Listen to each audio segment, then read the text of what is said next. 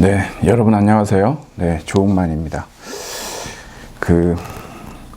우리 오늘 수업 안내문을 좀 보면서 말씀을 좀 드릴 텐데, 여러분 이제 우리가 굉장히 중요한 그러한 논리학 태제에 이제 들어왔습니다. 무엇이냐 그러면은 바로 이제 타당한 또는 부당한 논증 유형들이 있습니다. 굉장히 중요하거든요, 여러분. 사실 거의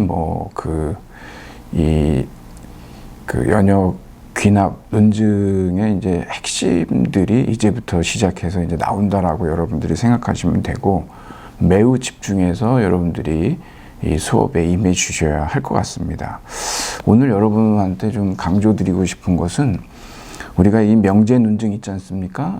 여러분께 말씀드렸듯이 연역 논증은 3가지 종류가 있죠. 그 중에서 이제 우리는 명제 논증을 중심으로 논의를 하는데, 이것을 학습하려면 우선 제가 여러분께 제공해드린 이 함축 규칙하고 대치 규칙, 그 다음에 논리적 연결사 진리표가 들어있는 그런 어떤 보조 자료들이 있습니다. 여러분, 제가 여러분께도 말씀을 드리겠지만 이거 꼭 숙지해 놓으셔야 하고, 사실상 여러분들이 나중에 다른 꿈을 향해 나아가실 때, 특히 법학 적성 시험을 보시게 된다 그러면 여기에 이제 더 많은 타당한 추론들이, 좀 복잡한 추론들이 여기에 이제 추가되는 정도일 겁니다. 그러니까 여러분들이 여기에서부터 시작한다라는 생각을 꼭 가지시고요. 그래서 이거 일부 규칙들은 꼭 아주 이해도 하시고 숙지를 하셔야 되고, 그 다음에 여러분 우리가 이제 직접 해볼 테지만 여기에 이제 등장하는 지문들이 있거든요. 그 지문들을 여러분들이 기호화하실 수 있어야 합니다.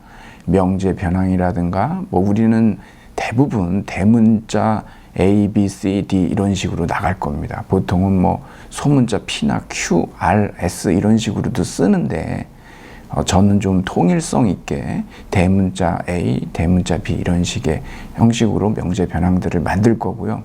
그리고 이제 논리적인 연결사 또는 논리적 접속사들이 있습니다. 이것들도 여러분께 제가 제공해드린 바와 같이 부정이냐 아니면 연언이냐 선언이냐 아니면 조건이냐라고 대표적으로는 그렇게 4가지가 많이 쓰입니다. 그래서 기호화를 꼭 하실 수 있어야 되고, 오늘 저하고 같이 하실 겁니다. 그리고 이제 끝으로는 진리표라든가 이런 추론 규칙, 말씀드린 대로 함축 규칙과 대치 규칙을 바탕으로 해서 이것이 정말 타당하냐 부당하냐를 여러분들이 찾아내실 수 있어야 한다는 거죠. 제가 결론적으로 좀 말씀을 드리자면, 여러분들이 처음에는 다소 어려움을 겪으실 수 있으시겠지만, 나중에는 여러분 정말 이 명제 논증에 바로 이 지문을 기호화하고, 그리고 그 기호화된 그 문제들이 이런 어떤 논리적 규칙에 의해서 타당한지 부당한지를 알아내는 이 과정이 여러분에게는 굉장히 아주 재밌는 그러한 학습이 될 겁니다. 왜냐하면 이게 계속 하다 보면은요 굉장히 재밌거든요. 처음에는 그 재미를 잘 모르는데 재밌습니다, 여러분. 요즘에도 넷플릭스에서 굉장히 재미난 프로그램들이 또 많이 얘기가 회자되고 있는 거 저도 알지만 모르겠습니다. 저는 못 봐서 모르겠는데, 아무래도 제가 여러분께 이걸 가르치고 그러니까 이게 상당히 재미가 있다라는 말씀을 제가 여러분께 드릴 수 있습니다. 제가 그런 확신이 분명히 있거든요. 자, 그러면 여러분 우리 36쪽으로 한번 가볼게요. 자, 여기 타당한 논증 유형들을 우리가 살펴볼 건데요. 타당한 것만 살펴보진 않고요. 거기에 이제 하나의 대립상으로 나와 있는 부당한 논증 유형도 같이 살펴볼 겁니다. 그리고 그거는 제가 여러분께 나눠드린 이제 거기에 이제 함축 규칙에 이 타당한 추론 형식들이거든요. 여기에도 이제 나와 있습니다.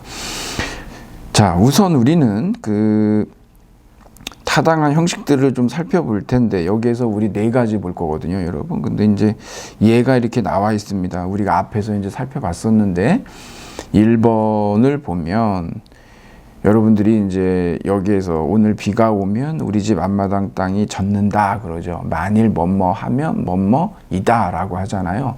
이것을 갖다가 우리가 조건 명제라고 하고 뭐뭐이면이라고 하는 것을 전건, 그리고 나머지 후건이라고 합니다. 그렇죠?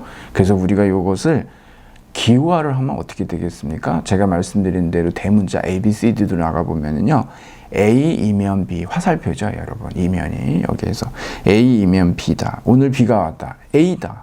그러므로 우리 집 앞마당 땅이 젖었다. B다. 이걸 뭐라고 그럽니까? 우리가 정권 긍정 논증이라고 하죠. 여러분, 여기 정권 긍정식, 모두스 폴런스라고 하는 이 논증 형식은 항상 보편적으로 타당하죠. 그래서 이게 이제 타당한 연역 논증입니다.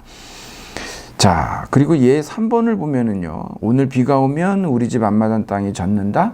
A이면 B다. 그러죠. 예, 화살표를 넣습니다, 여러분.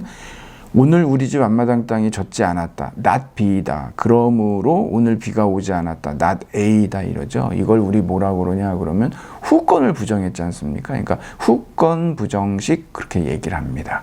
그래서 여기에서 이제 그 모두스 톨런스라고 얘기하는데 이 두 가지 전건을 긍정하고 후건을 부정하는 이러한 논증 형식은요, 항상 타당합니다. 여러분이 벌써 두 가지를 배우신 거죠. 아주 쉽게 외우실 수 있는 방법은 뭐냐면 제가 나눠드린 이 동치 규칙 있지 않습니까? 대치 규칙에도 나와 있지만 여러분 우리가 이미 고등학교 과정에서 배웠죠. 그 A이면 B다라고 하는 것의 대우가 뭡니까? not B면 not A다. 이런 식으로 그 역으로 부정하지 않습니까? 그것만 여러분들이 알고 계시면은 전권 긍정식하고 후권 부정식이 타당한 논증 형식이다라고 하는 걸 머릿속에 잘 숙지하실 수가 있을 겁니다. 그럼 여기에 대해서 이제 뒤에서 우리가 살펴보겠지만 부당한 연역 논증 형식이 어떻게 되는지는요. 그 다음에 우리 세 번째로 한번 가보도록 하죠. 넘어가 보면 38쪽입니다. 뭐 많이 우리가 이것도 언급이 될 텐데, 만약 영희가 늦게 잔다면 영희는 아침에 늦게 일어날 것이다. A이면 B다. 영희가 늦게 일어난다면 영희는 학교에 늦을 것이다. B이면 C다. 이렇게요. 여러분 이 지문들을 기호화를 잘해야 된다고 말씀드렸습니다. 그러므로 영희가 늦게 잔다면 영희는 학교에 늦을 것이다.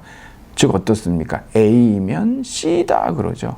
이걸 여러분 조건 명제들이 3단으로 이루어져 있잖아요. 그래서 조건 3단 논증이라고 합니다.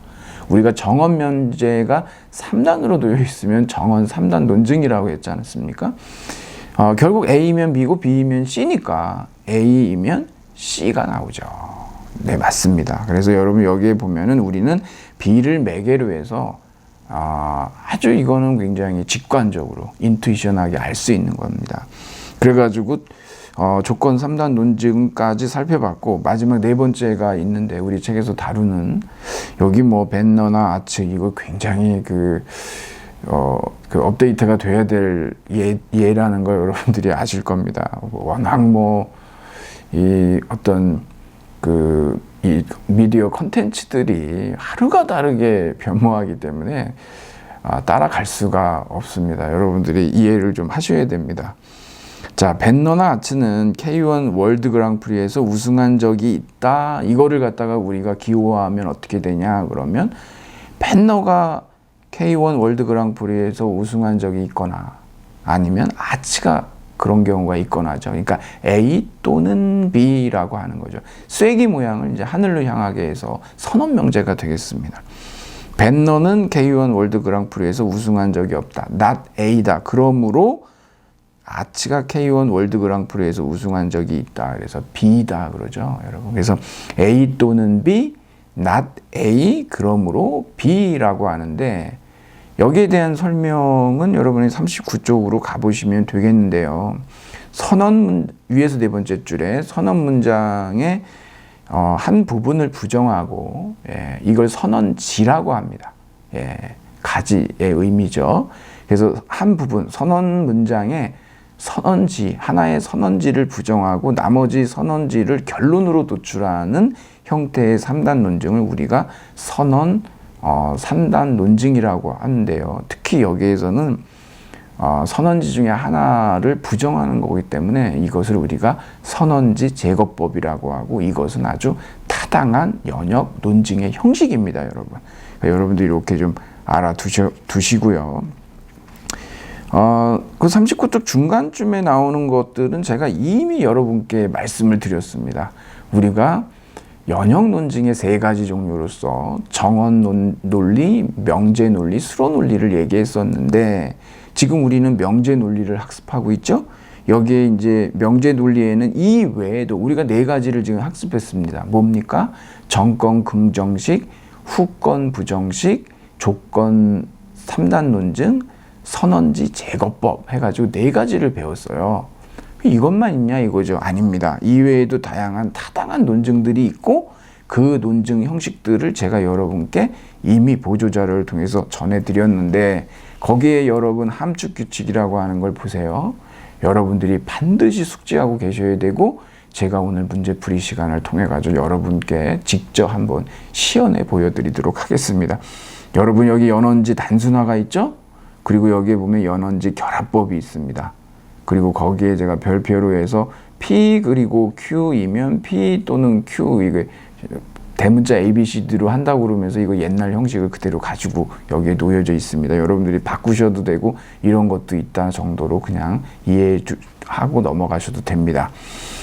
우선 여러분, 연원지 단순화에서 보면 P 그리고 Q라고 하면 여러분이 진리표를 살펴보시면은요, 우리가 연역 논증, 타당한 연역 논증에 정의가 있지 않습니까? 전제들이 참이라면 결론은 반드시 참이다라는 거죠. 여러분, 여기 P 그리고 Q가 참이라고 하면 결론인 Q가 반드시 참일까요? 참일 수밖에 없죠. 여러분, P 그리고 Q라고 하는 이 연원 문장이 참이 되는 경우에는 둘 다 참인 경우들이 있습니다. 그러면 이 참인 경우들이죠. 그러면 어떻게 됩니까? P도 참이고 Q도 참일 수밖에 없죠. 마찬가지로 연원지 결합법도 마찬가지죠. P, Q라고 하는 것이 전제 1, 전제 2로 되어 있는데 결론은 P 그리고 Q예요.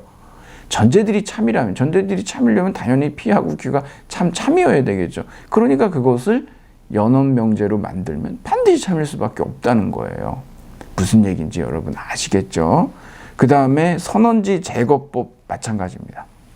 우리가 이건 살펴봤고, 여러분 이거 선언지 첨가법이 있는데 우리가 31쪽 문제 3번에 선지 5번에서 했었는데요. 여기에 보면은 P, 그러므로 P 또는 Q 해서 선언지를 하나를 첨가합니다. 제가 말씀드렸듯이 연원 문장의 그 한 부분은 연원지, 선언 문장의 한 부분을 선언지, 이런 식으로 얘기하는 거예요. 선언지 첨가법도 전제가 참이라면 결론은 반드시 참이냐? 반드시 참이죠. 여러분, P가 전제예요. 이게 참이에요. 그럼 결론은 P 또는 Q라고 하는 것은 P 또는 Q라고 하는 것은 둘 중 안에 하나만 참이면 무조건 참이지 않습니까? 그렇기 때문에 결론은 참일 수밖에 없는 겁니다. 이런 식으로 여러분들이 좀 보시고, 여기에 뭐 선언지 제거법, 연쇄 논증, 정권 긍정식, 후권 부정식 다 얘기가 지금 됐죠. 구성적 딜레마 그랬는데, 이 딜레마 논증은 제가 여러분한테 32쪽의 문제 5번에 선다 4번에 지금 제가 말씀을 드렸어요. 이 할머니가 너무 슬퍼하셔서 큰일인데, 제가 이제 여러분께 과제도 제출을 했습니다. 여러분, 우리가 그래도 뭐 논리학의 초심자라고 하지만 우리는 지금 어느덧 약간 이제 중급에 올라와 있거든요. 이 할머니, 슬픔에 빠진 이 할머니에게 정말 우리가 냉철한 논리적 사고와 그리고 따뜻한 위로를 통해서 어떻게 이분에게 세상을 더 밝고 아름답게 볼 수 있는 방법을 알려드릴 수 있을까? 그게 바로 이 딜레마 논증, 양도론법을 우리가 공부하면 할 수가 있는 것이고, 이 얘기는 뒤에 가서도 우리가 계속해서 몇 번에 걸쳐서 나오게 됩니다. 양도론법을 여러분들이 그 32쪽 그 5번에 선지 4번으로 한번 가보세요. 그리고 나중에도 언급이 되겠지만, 양도론법은요, 여러분, 기본적으로 조건명제 2개 하고요. 그 다음에 선언명제 하나로 이제 이루어져 있습니다. 그리고서 이제 거기에서 결론이 따라 나오는데, 여러분들이 여기서 이제 조건명제 2개, 선언명제 하나가 있는데, 결론이 정언명제냐 아니면 선언명제냐에 따라서 단순이냐 복합이냐라고 나눠집니다. 그리고 여러분 그 전제 있지 않습니까? 이게 우리가 보통 이제 전제를 3개, 3단으로 할 수도 있고 2단으로 할 수도 있어요. 뭐 2단이든 3단이든 그 소전제라고 보통 얘기를 하는데, 그 소전제가 긍정일 경우에는 구성적이라고, 그것이 그 부정일 경우에는 우리가 이제 파괴적이라고 얘기합니다. 그래서 모두 4가지의 딜레마 논증 형식이 등장을 하게 되는 것이죠. 그것도 여기에서 지금 구성적 딜레마라고 한 것은 뭐냐면은, 사실 여러분 결론이 지금 선언 문장으로 되어 있죠? 그렇기 때문에 이것은 단순이 아니라 복합입니다. 거기에다가 지금 소전제 있잖아요. P 또는 R 있죠. 여기 소전제거든요. 위에 있는 첫 번째 전제 대전제를 갖다가 쪼개 놓을 수도 있어요.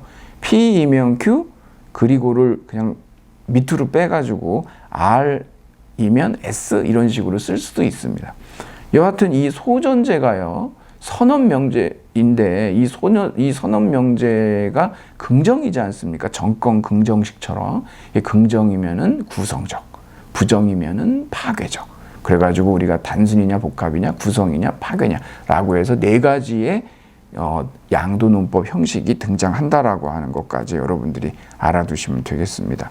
자, 그러면 한번 넘어가 보죠. 이번엔 부당한 논증 형식인데, 여기서는 여러분, 제가 여러분한테 그 형식만 좀 알려드리도록 할게요. 2번으로 가보시면 여러분 기호 한번 해보십시오. A이면 B, B 그러므로 A.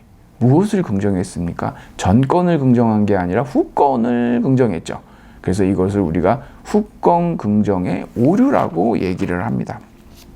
또 하나, 얘 6을 보면은요, 전건을 부정하면 안 되죠, 여러분. 후건을 부정해야 되는데 전건 부정의 오류입니다. 이것도 부당한 논증이고, 그 다음에 여러분 여기 선언 3단 논증이 있는데, 여기에 대해서는 좀 길게 예가 나와 있어요. 예를 보면 예 7번은 아까 우리가 살펴봤던 예하고 비슷하죠.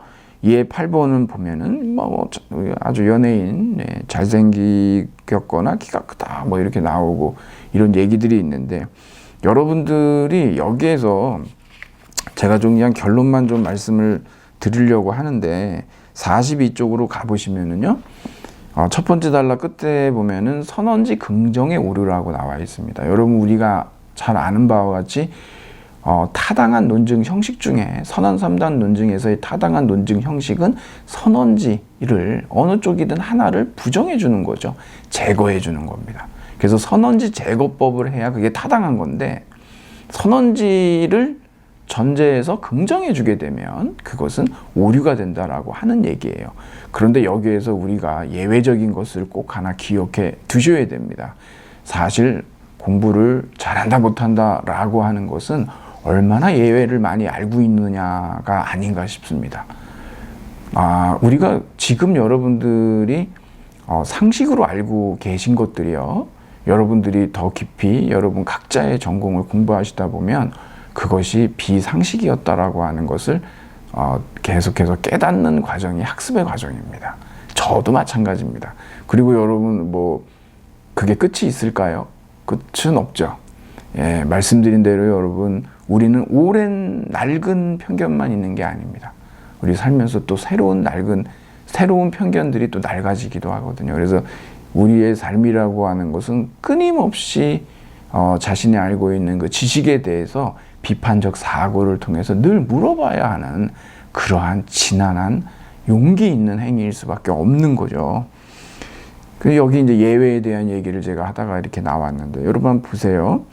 여기 지금 보면은 장동건은 전주에 있거나 서울에 있다 그랬습니다. 딱 보면은 이거는 A 또는 B예요. 선언 문장이죠. 그러면 선언지를 하나를 제거해주는, 부정해주고 결론을 끌어내면 그것이 타당한 선언 논증의 형식인데, 여기서 보면은 장동건은 전주에 있다 그래가지고 선언지를 긍정을 했습니다. 우린 지금 배웠다시피 선언지를 긍정하면 오류잖아요. 이거 오류네 라고 말하려고 했는데, 그래서 장동건은 서울에 있지 않다 이렇게 했는데, 과연 이걸 오류라고 할 수 있느냐는 거예요. 왜 그러냐면 여러분, 인간은요 공간적 제약을 받죠. 전주에 있거나 서울에 있다라고 했는데, 그래서 장동건이 전주에 있다 그러면은 서울에는 있을 수가 없지 않습니까? 예, 이게 무슨 뭐 고대 신화적인 시대도 아니고, 예, 뭐 아주 전설 같은 데 따르면은요, 뭐 그 피타고라스를 그 그리스에서 봤다라고 하는 그 시기에 아프리카에서 피타고라스 만나서 대화했었다라고 얘기하는 그러한 증언들도 있어요. 예. 그래서 피타고라스는 굉장히 신비한 존재였구나, 이런 얘기들도 하고 그러는데, 그건 옛날이고, 예. 지금 같으면 뭐 바로 우리가 전화 한번 돌려보면 알 수가 있겠죠. 뭐 지금은 그런 시대는 아니지 않습니까? 그래서 지금 예 9번을 보면 전주에 있거나 서울에 있다라고 했을 때, 전주에 있다라고 우리가 이제 전제 중에서 선언지를 긍정한다 하더라도 이것이 부당한 논증이라고 얘기할 수 없다는 겁니다. 이유는 뭘까요, 여러분? 우리가 여기에서 이제 또는 아니면 이거나라고 하는 이런 선언 문장에서는요, 이 선언의 특징이 두 가지가 있습니다. 배타적이냐 아니면 포괄적이냐라고 하는 거예요. 배타적이다라고 하는 것은 둘 중 하나죠. 포괄적이라고 하는 거는 뭡니까? 둘 다일 수 있는 겁니다. 아까 여기에서 장동건 씨가 키도 크고 잘생겼다라고 하는 건 둘 다 아닌가요? 그렇죠. 둘 다일 수도 있는 거예요. 예. 그런 걸 우리가 포괄적 선언이라고 합니다. 근데 지금 여기 우리 전주에 있거나 서울에 있다라고 하는 것은, 이건 두 군데 다 같이 있다라고 하는 건 모순적이죠. 그렇기 때문에 이것을 우리가 배타적 선언이다라고 얘기합니다. 우리 뭐 아주 흔한 예로 예전에 많이 썼던 예인데 지금은 좀 그렇지만, 여러분 우리가 뭐 레스토랑에 가서 후식을 시킬 때 뭐 커피 아니면 콜라다 그런데 둘 다 주시는 겁니까? 라고 묻지는 않지 않습니까? 물론 뭐 계속 원하면은 서비스로 줄 수도 있겠지만, 그 둘 중에 하나잖아요. 배타적인 선택을 해야겠죠. 그러니까 여러분 여기 우리가 논리학에서는요, 포괄적 선언을 우리가 이제 다루고요. 왜냐하면 그게 훨씬 더 풍성하기 때문에 그렇습니다. 그러니까 여러분들이 이러한 선언 문장을 대할 때에는 반드시 제가 지금 말씀드린 대로 선언지 제거법과 선언지 긍정의 오류라는 것이 있지만 예외가 있다라고 하는 거죠. 그것이 포괄적 선언이냐 배타적 선언이냐라고 하는 것을 보고 선언지를 긍정했다 하더라도 그것을 부당하다라고 말할 수가 없는 경우들이 있다라고 하는 것을 여러분들이 꼭 유념해 두시면 좋겠습니다. 자, 43쪽으로 가면요. 사실 연역적으로 부당한 논증이 반드시 나쁜 논증인 것은 아니다. 여러분 아시다시피 우리가 이제 다음에 학습하게 될 귀납 논증은요, 연역적으로 부당한 논증이에요. 왜요? 전제들이 참이라고 해서 결론이 반드시 참은 아니거든요. 하지만 어떻습니까? 전제들이 참이라고 했을 때 결론이 참일 확률이 상당히 높아요. 개연성이 높습니다. 그런 것들은 우리에게 우리의 어떤 지식 확장에 있어서, 사실적 지식의 확장에 있어서 굉장히 커다란 유용한 도구거든요. 그렇기 때문에 우리가 부당하다고 해서, 부당한 연역 논증이라고 해서 그냥 버려질 만한 그러한 카드는 아니다라고 하는 겁니다. 그러니까 여러분들이 연역적으로 필연적이지 않은 부당한 논증들 중에서도 유의미한 논증, 귀납 논증이겠죠. 이런 귀납 논증의 여러 유형들을 살펴볼 겁니다. 귀납적 일반화라든가 통계적 3단 논증, 유비 논증, 인과 논증, 가설 연역법, 이런 것들을 우리가 다음에 이제 다루게 될 겁니다. 자, 그러면 뭐 이 정도 여러분하고 말씀을 좀 나눠보고 제가 이제 대치 규칙으로 한번 가볼까요? 이 대치 규칙이라고 하는 건 다른 말로 하면 동치 규칙입니다. 동치 표시하는, 여러분 이거 그 부호를 아시죠? 드모르간의 규칙이 있고요. 교환 법칙과 결합 법칙과 배분 법칙이 있습니다. 이건 여러분들이 집합에서 많이 배우셨기 때문에. 이중 부정도 있습니다. 그 다음에 여러분 여기 대우 규칙 있죠? 아까 말씀드렸습니다. P이면 Q라고 하는 건 not Q이면 not P라고 말씀을 드렸죠. 그 옆에 이제 제가 별표해 놓고 P이면 Q 그리고 P이면 R이라고 하는 거하고 동치는 P이면 Q 그리고 R이라고 이렇게 동치 규칙을 제시해 드렸잖아요. 이런 것들이 나중에 여러분이 법학 적석 시험이라든가 이런 것들을 치르시게 된다라고 한다면 더 많은 이러한 대치 규칙들에 대해서 잘 숙지하고 계시는 것이, 왜냐하면 시간 싸움이지 않습니까? 문제당 너무 과몰입해가지고서는 낭패를 보게 됩니다. 그러니까 여러분들도 이미 아시다시피 한 문제당 넘어가면 안 되죠, 제한 시간을. 그래서 이제 숙지가 필요한 거죠. 여러분, 그리고 7번으로 가보시면 단순 함축이 있는데, 여러분들도 궁금하실 거예요. 이걸 우리가 단순 함축 또는 실질 함축이라고 논리학에서는 얘기합니다. 이게 무슨 뜻이냐? 여러분 어렵게 생각하실 필요가 없고요. 이게 지금 P이면 Q라고 하는 것은 조건 문장이잖아요. 여러분, 우리가 일상생활에서 조건문은 굉장히 다양하게 많이 쓰입니다. 정의적 조건문이라고 그래가지고, 만약 그가 총각이라면 그는 결혼하지 않은 남자이다, 이런 식으로 정권 후권이 있는데 그것이 정의를 하는 그러한 조건문인 경우들도 있고, 뭐 논리적 조건문, 인과적 조건문, 이런 것들이 있는데, 지금 우리가 살펴보려고 하는 이러한 단순 조건문, 실질 함축, 단순 함축이라고 하는 건 뭐냐면, 전제가 참이고, 전건이 참이고 후건이 거짓이면 이것은 거짓이다라고 하는 말이에요. 어렵게 생각하실 필요가 없고요. 여러분들이 조건 명제의 진리표를 보시면 전건이 참이고 후건이 거짓일 때만 거짓이잖아요. 그 얘기입니다. 그러니까 깊이 너무 생각하실 필요는 없습니다. 대신에 P이면 Q는 납P 또는 Q하고 동치관계이고요. 이건 또 낫을 묶고 P 그리고 Q라고 이렇게 묶어도 논리값은 달라지지가 않죠. 그리고 여러분, 제가 하나 팁을 더 드리면, P 또는 Q가 납P이면 Q하고 동치라는 거, 이거 왜 드렸을까요? 여러분, 우리 문제 풀 때, 연습 문제 풀 때 있잖아요. 이걸 여러 번 쓰게 됩니다. 제가 그래서 아예 여러분한테 여기에 대해서 그냥 이거 단순 함축을 하면서 아예 여러분이 머릿속에 잘 넣어두시라고 제가 여기에다가 이렇게 명기를 해놓은 겁니다.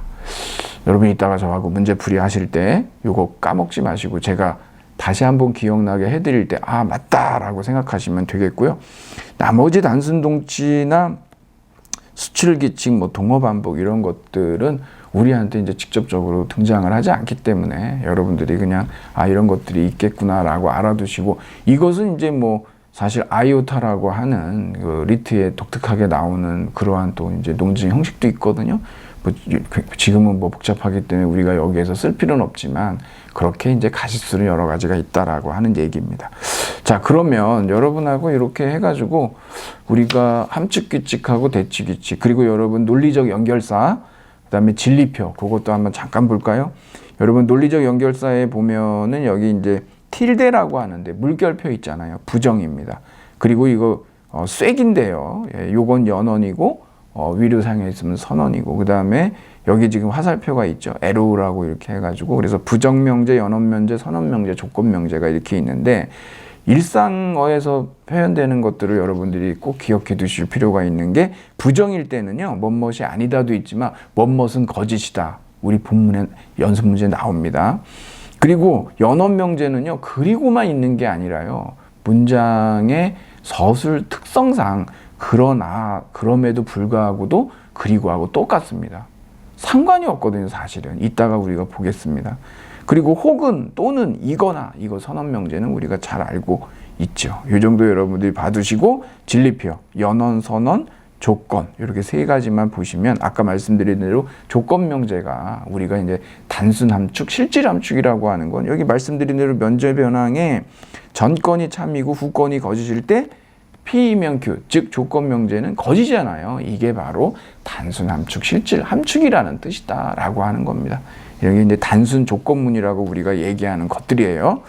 자, 그러면 여러분한테 제가 그 44쪽으로 가보시면 연습 문제가 있는데, 요건 이제 제가 여러분 과제에도 내드렸거든요. 요 1번이 이제 과제 2번이에요. 여러분들 이거 지문을 읽고 기호화를 잘 하셔야 됩니다. 기호화를 잘못하면요, 그냥 다 허사가 돼버립니다. 그래서 기호화 하실 때는 정말 정신을 바짝 차리고 집중해서 여러분들이 해 주셔야 나중에 정답을 잘 도출해 내실 수가 있습니다.